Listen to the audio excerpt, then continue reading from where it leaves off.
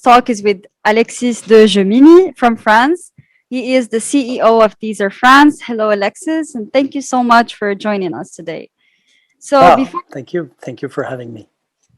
before starting our discussion, I would like to address more details and know more about your career, which is quite impressive. So you started with television in France, where you produced hit TV shows and TV series. Then you pursued your career in the Chinese national television to go back to France and become the CEO of Deezer France. So even though it is within the same umbrella, which is entertainment, how did you transition from television to music? Well, thank you for having me and asking the question. And hello to every one of you watching and listening. Transition from television to Deezer. To put it simply, I am a 25-year-old television expert, and I was living in China, producing TV shows for Chinese national television from 2010 to 2014. And prior to that, I was the head of music and entertainment programming in a number 1 TV channel in France. So I was a music person doing TV shows in China. And I proposed Deezer, who was at the time and still is one of the top French tech companies, to develop their presence in China and to set up a joint venture together. This did not materialize, but then the Deezer shareholders proposed me to join Deezer in 2015 if I wanted to go from China back to Paris and to work for them. And I accepted to go from television to digital because it was for me the way to come back to the love of my life, which is music. In the 1990s and 2000s, I was the producer of all the biggest music shows in France on television. I was the father of Pop Idol in France, of Pop Stars, if you guys know those reality shows. And so I was also producing a lot of music shows, weekly, monthly. I also created the French Music Awards of music. So I am a music person who happened to be in television for 20 years. And when Deezer proposed me to defend the French flag and lead Deezer in France against very strong competition, which is Spotify, Apple Music, Google, Amazon, and Napster, basically, I was very happy to join. And that's what I've been doing for the last 6 years. Thank you so much, Alexis, for the introduction. Sure. So, when you joined Deezer, even though it is one of the biggest players in the streaming industry, how did you manage to compete with other giants like Spotify and Apple Music? And how would you say that Deezer is different from other streaming platforms? So first of all, how is my everyday question. I have to say that my job as CEO of Deezer in France is to every day confront new ideas and come up with new ideas to compete with beautiful competitors such as Apple Music, Spotify, and Google Music. How is all about trying to nurture first the reason why we're doing what we're doing. And I will come to that because I think we only have 30 minutes and I really want to talk about one of my fights, my key philosophical standpoint within the music business is that I am here to help diversity and not only to help finance big acts, but also to try and help finance new, young, upcoming acts. So I guess the first reason why we fight every day against Spotify, Apple, and others, and why we succeed in France, we are the leading music streaming platform with more than 3.6 million subscribers just in the French market and 30% market share, is because I think we have the philosophy of defending local creation. My first and everyday job is that I am not based in New York City. I am not based in Cupertino. I am based in Paris, and my job, I see my job as a way to help French creation thrive. Currently in France, 75% of the top streaming artists are French. We are one of the few countries in the world where the local French music industry is stronger than the English speaking music industry. And Deezer is a big player into that. I am not fully, it's not patriotism, but I do believe that defending your own culture, your own language, your own creativity is part of what we do at Deezer. And this cannot be done by Spotify or Apple because they're Swedish, American. They're beautiful, but they're not French. I am French. I know what I'm talking about. I am here to help a generation of fantastic artists to thrive, and that's what we do. So our customers, the 3.5 million people who pay for Deezer, know that we will give always a very positive support to French creation. And now it happens that France is the second biggest market in the world in terms of rap music, for example. I don't know if who are the nationalities of people behind the screen, but we have a very strong rap music industry based on our love for American music at first, but also based on the mixity of our society, with a lot of population coming also from Africa, Northern Africa. But there is also a lot of purely Caucasian people who are doing fantastic rap music for the last 25 years. And right now, rap music is the #1 music in France. And we are one of the main sponsors of that. But there is also electronic music. I think you guys might know that we have what we call the French touch. So we have David Guetta, but we also have Jean-Michel Jarre, the godfather of electronic music. And we have many of beautiful French electronic music artists, Petit Biscuit, and to name a few. And these guys are also at home within Deezer. So if you ask me how we compete every day against international competitors, it's by fostering the music talents of French artists. #1. #2, we fight on the basis of trying to have the better application. Our app, the user experience on the Deezer app, and of course, Spotify is the leader in the world, and then Apple is the #2. We're the #4 or 5. We're the small of the big, but we're here fighting with 15 million customers, and a third of them being in France. The rest are in Germany, England, Brazil, Mexico. We just launched there. We're also small in the US, but getting bigger and bigger in Middle East and Northern Africa.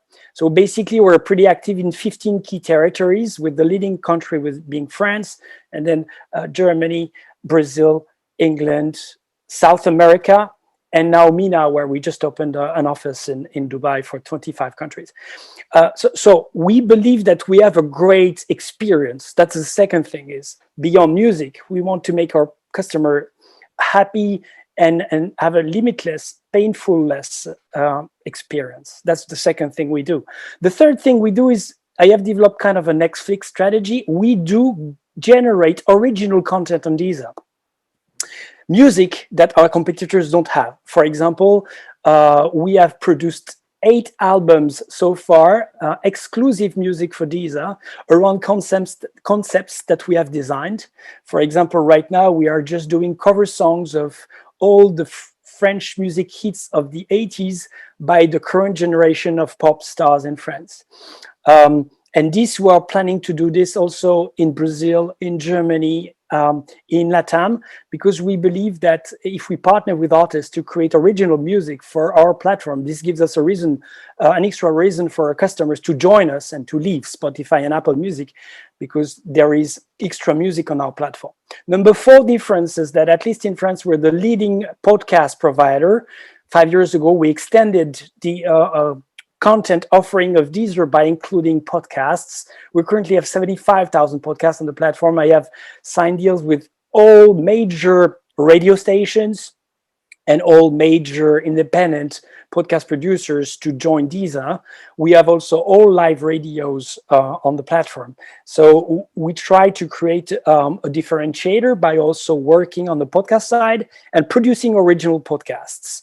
For example, we have created a podcast called Gang Stories, which is told by France's top rapper, and he talks about music and gangs in some places of the world where those cultures connect together, from Jamaica to Brazil to Los Angeles. So we're trying to tell stories around music that are unique to us.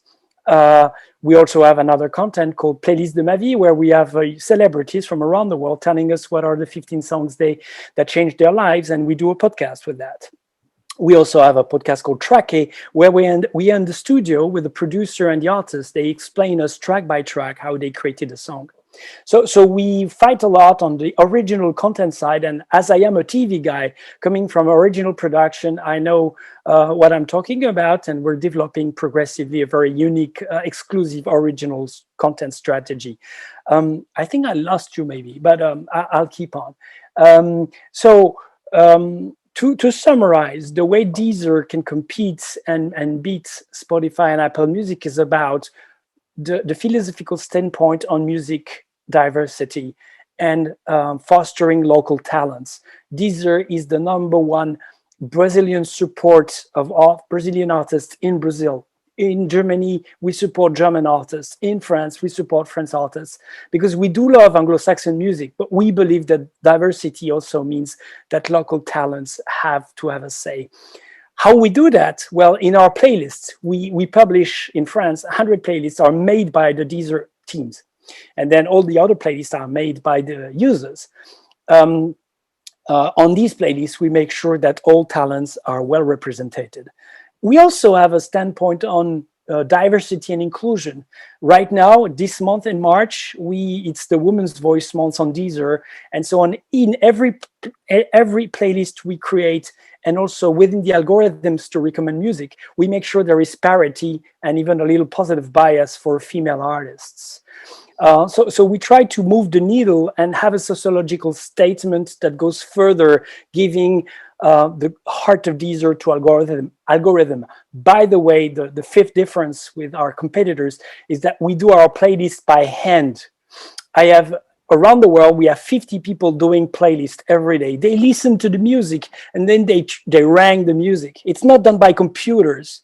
And we're very proud of that because we're French. So this is craftsmanship. We're doing beautiful things with our hands because this is where we come from, like LVMH. Okay, we're the haute couture of streaming. So my team next to me at home right now, unfortunately, are listening to all the music that comes out in France and throughout the world, and they do manual playlisting. This is also a difference because we believe that only humans have the right here to select the right music. And we believe we have good taste and we can bring the right music to our customers. So that's another difference. And then maybe, of course, more globally, there is the marketing strategy. We have a brand positioning. We have a way of being more human. Hopefully, we're more simple. We believe that streaming should be simple. Applications sometimes tend to be very complicated to use. We believe to be local. We believe to be beautiful. Look at this great logo behind me.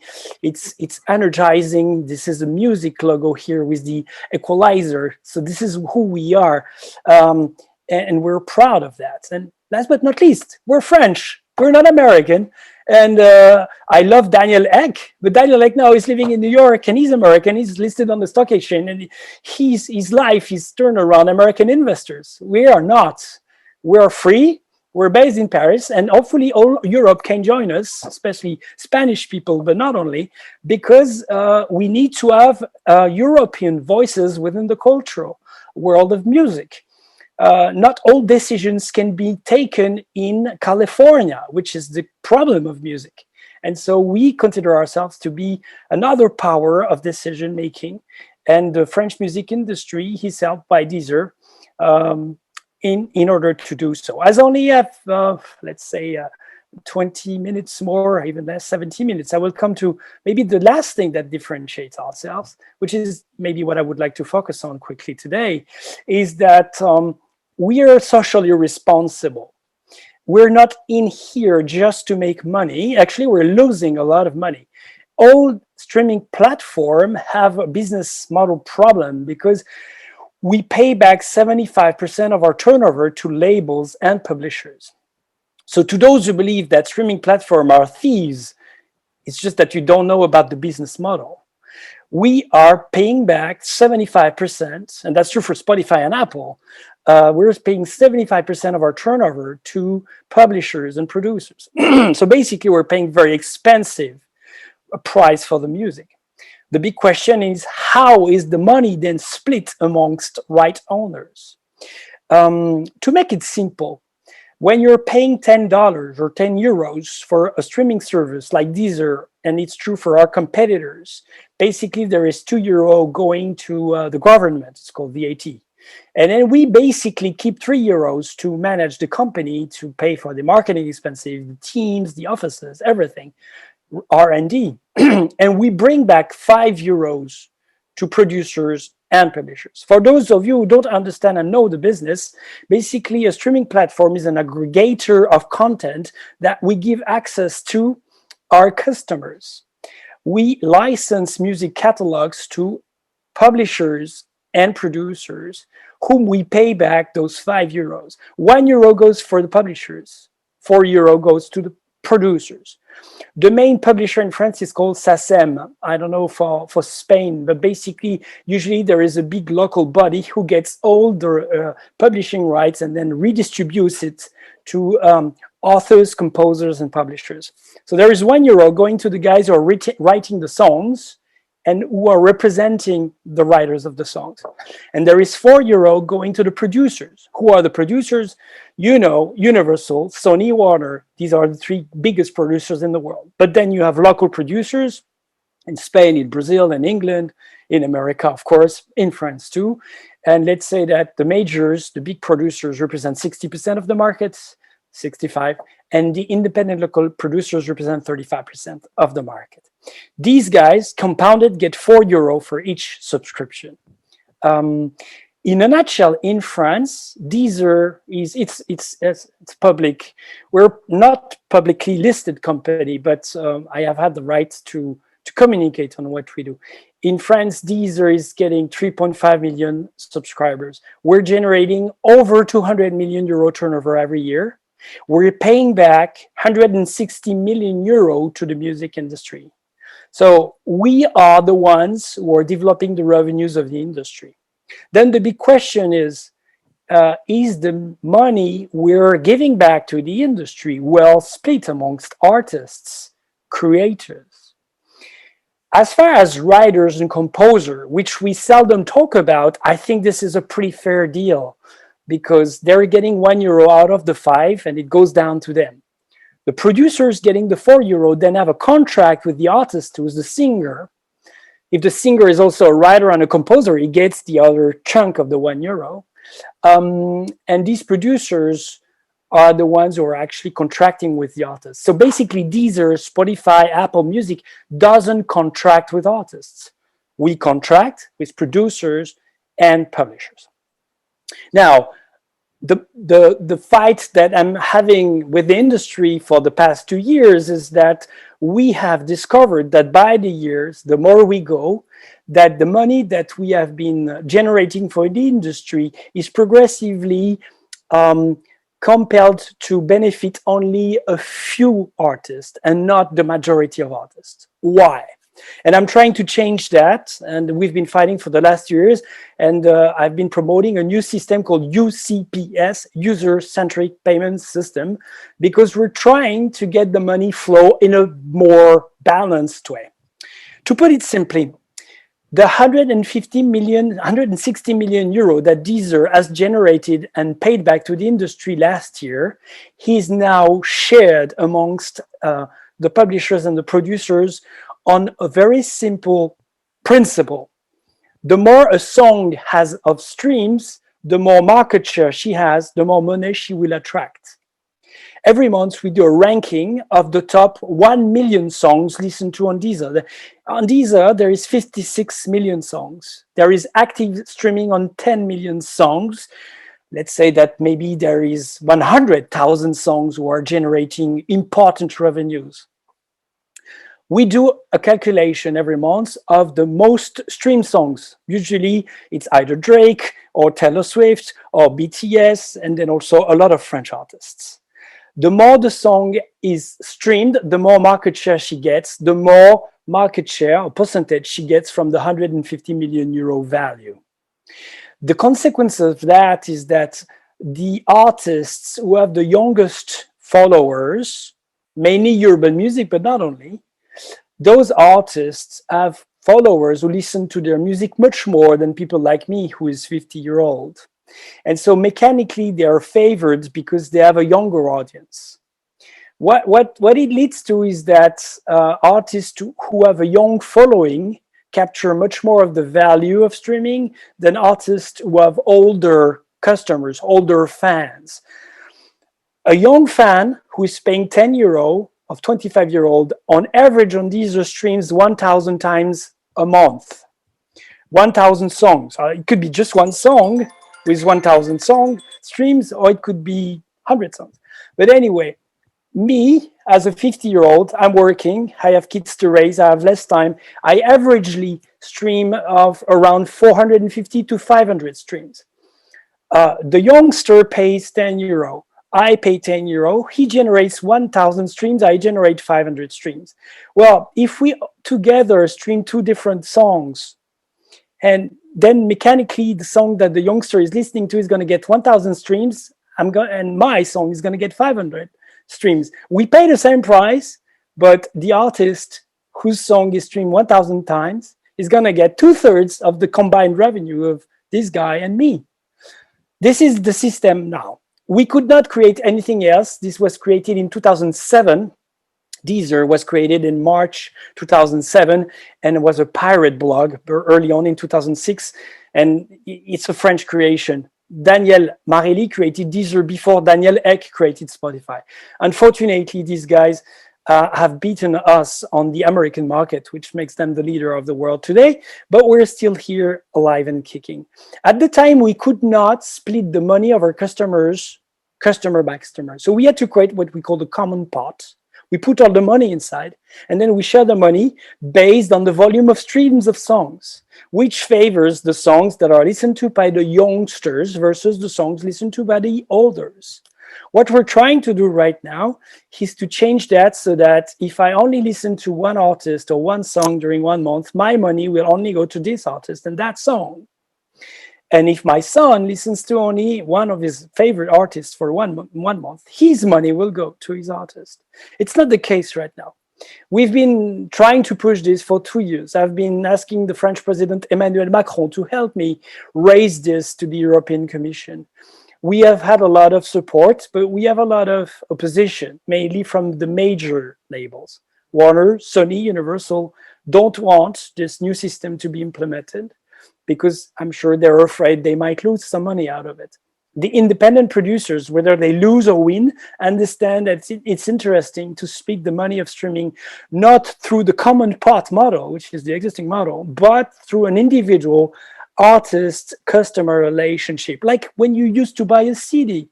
When you used to buy a CD, your money was going to your artists. By the way, whether you listen to the CD once or 100 times, it didn't make a difference. Today, we're in the streaming and the pay-per-play business, so it's a bit different. And we're trying to change a bit this so that we rebalance the flow of money. Why? Because a lot of artists complain to me in France, you know, Louis-Alexis, you're not cool. I mean, I'm making 100 euros. I'm making 1,000 euros out of my songs, but they're listened to 1,000 times, 100,000 times. And I have a hard time to tell them, listen, I understand your problem. The problem is twofold. Number one, if you have an old fan base, they're not active enough.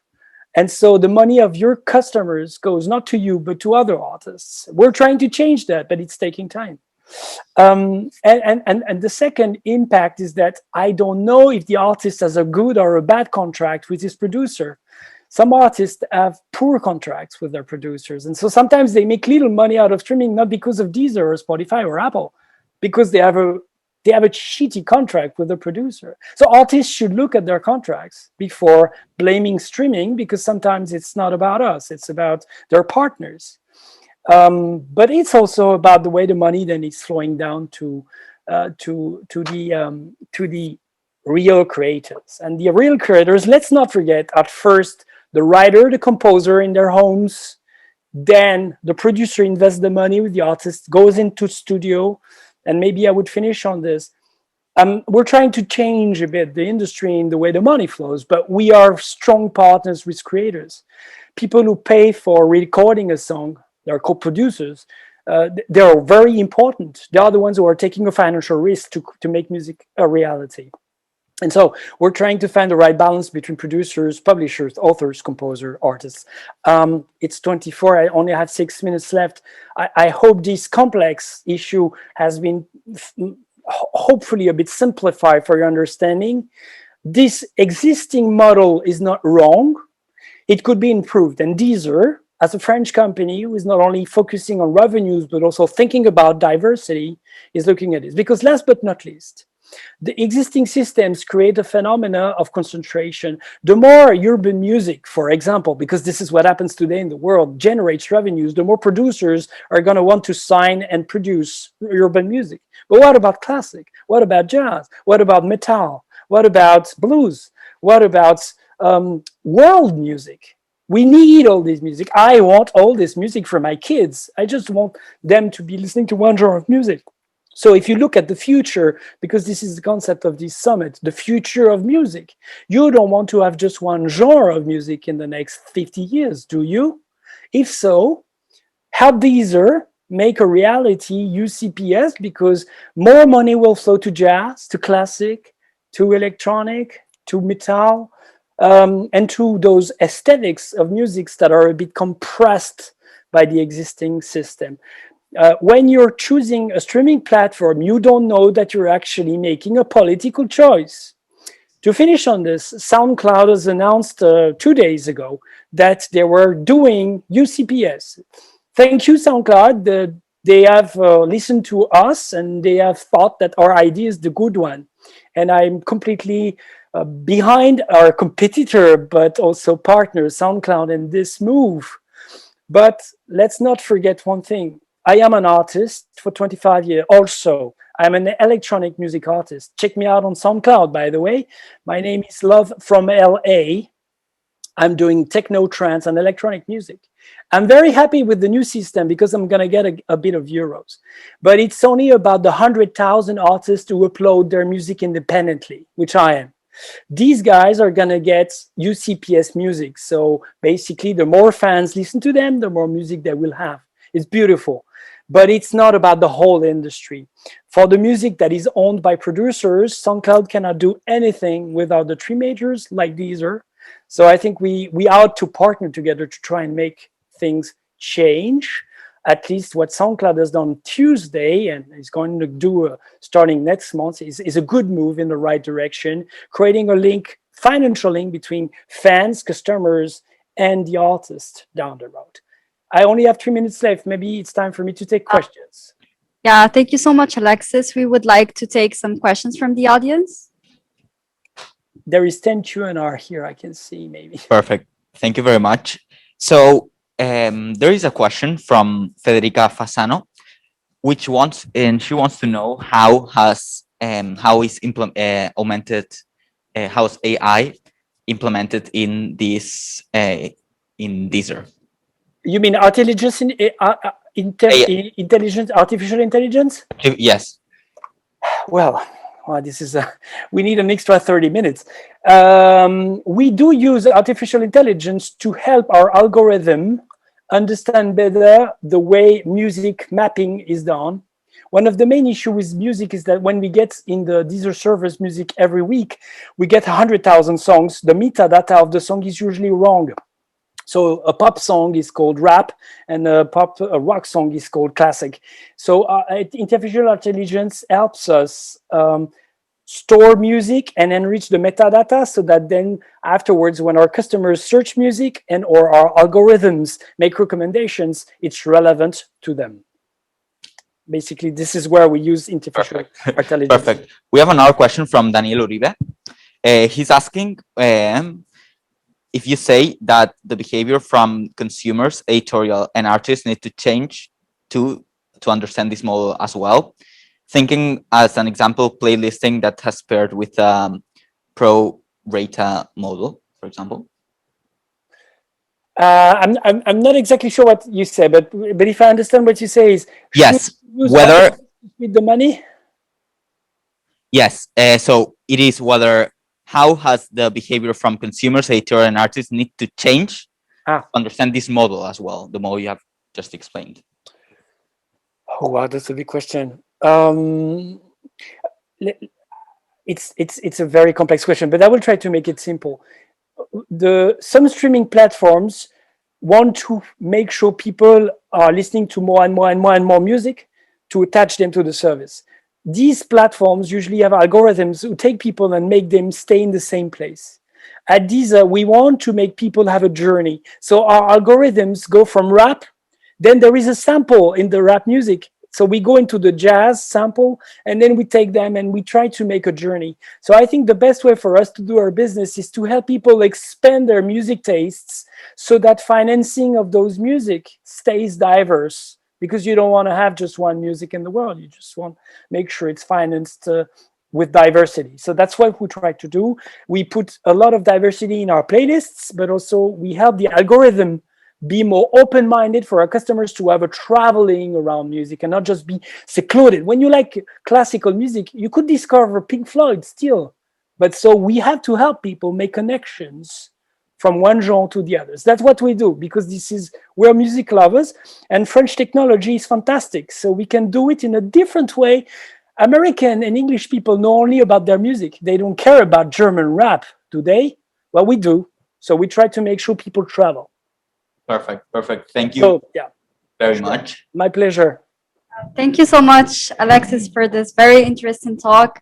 It was very insightful, and please, for the audience, make sure to follow Alexis on SoundCloud. You can put your artist name in the chat box. Yeah, love from LA. And please, any questions, please go on LinkedIn, follow me, and ask me questions. I will make sure I will answer all this. Merci beaucoup, Alexis. It was an honor to have a French superstar. Muchas gracias por tenerme y gracias a todos por todo. Y buena suerte. Thank you so much. Merci. Have a good day. Bye-bye.